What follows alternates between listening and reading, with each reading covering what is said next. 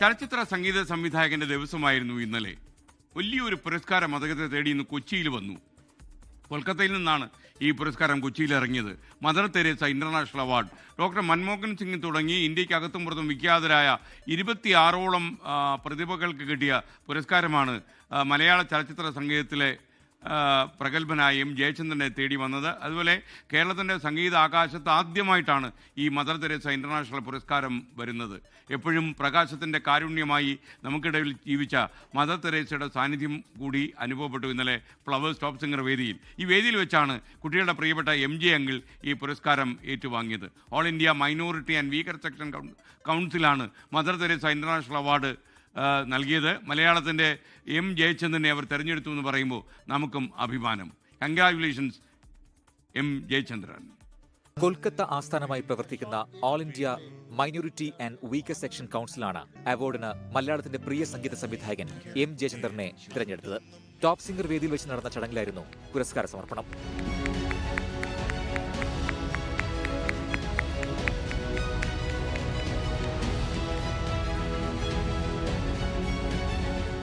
എൻ്റെ ഹൃദയം ഇങ്ങനെ നിറയുകയാണ്.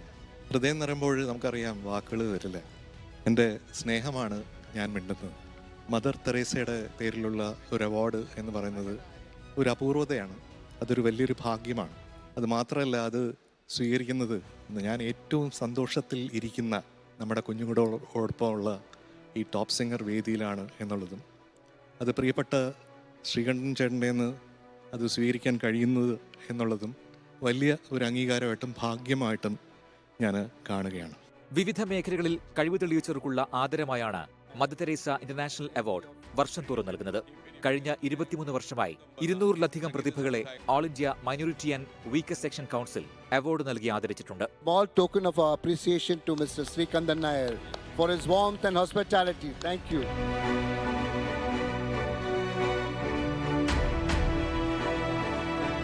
We never expected this award to us also.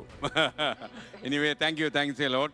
എന്തായാലും മദർ തെരേസ ലോകത്തിലെ ഏറ്റവും കാരുണ്യത്തിൻ്റെ വെളിച്ചമായി മാറിയ ആ അമ്മയുടെ ഒരുപക്ഷെ ഒരു കാരുണ്യം ചൊരിഞ്ഞതാകാം ഈ പുരസ്കാരമായി നമ്മുടെ മേൽ പതിച്ചതെന്ന് ഞാൻ വിശ്വസിക്കുന്നു. മാത്രമല്ല, ലോകം മുഴുവൻ ഒരമ്മയുടെ വാത്സല്യമുണ്ട് എന്നിപ്പോഴും ആളുകൾ വിശ്വസിക്കുന്ന സാക്ഷാൽ മദർ തെരേസയുടെ ആളുകളാണ് ഇവിടെ വന്ന് നമ്മളെയൊക്കെ ആദരിച്ചെന്നറിയുമ്പോൾ നമുക്ക് വല്ലാത്തൊരു ഉൾപ്പുളകവും ആവേശവും അഭിമാനവും തോന്നുന്നു. Mother Teresa international award vice president Tapan റോയിയാണ് പുരസ്കാരം സമ്മാനിച്ചത്. ഫ്ലവേഴ്സ് എംഡിയും 24 ചീഫ് എഡിറ്ററുമായ ആർ ശ്രീകണ്ഠൻ നായർ ചടങ്ങിൽ സന്നിഹിതനായിരുന്നു. Research desk 24.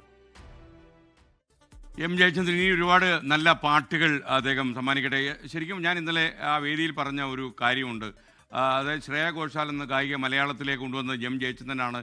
അപ്പം എന്ന് നിൻ്റെ മൊയ്തീൻ എന്ന സിനിമയിലെ കാത്തിരുന്നുള്ള പാട്ട് ഒരു മലയാളി പാടുന്നതിനേക്കാളും അക്ഷരശുദ്ധിയോടെ പാടാൻ ആ ഗായികയ്ക്കായെങ്കിൽ അതിൻ്റെ മിടുക്ക് M ജയചന്ദ്രനാണെന്നുള്ളത്.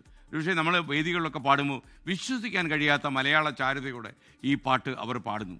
M Jayachandran, thank you. ഇനി ഒരുപാട് വളരും. ലോകത്തെവിടെയായാലും ഏത് സമയത്തും 24 വാർത്തകളും ഓഗ്മെന്റഡ് റിയാലിറ്റി പാക്കേജുകളും എക്സ്പ്ലെയിനറുകളും വിശദമായി കാണാൻ ഞങ്ങളുടെ യൂട്യൂബ് ചാനൽ നിങ്ങൾക്ക് സബ്സ്ക്രൈബ് ചെയ്യാം.